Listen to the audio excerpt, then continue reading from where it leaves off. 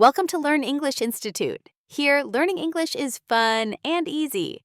Practice speaking, listening, and reading with us. Now, let's enjoy today's story. A trip to the supermarket.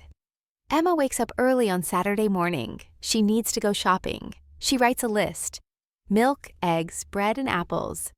Then she puts on her shoes and takes her bag. She walks to the supermarket near her house. First, she gets a shopping cart. She goes to the fruit section. She picks 4 red apples. Next, she walks to the dairy section. She takes a bottle of milk and a dozen eggs. Then she finds fresh bread. It smells good. Emma sees her friend Jake in the snacks aisle. "Hi, Jake," she says. They talk for a few minutes. Then Emma remembers she still has to cook lunch. She goes to the cashier and pays for her items. "Do you need a bag?" the cashier asks. "No, thank you," Emma replies.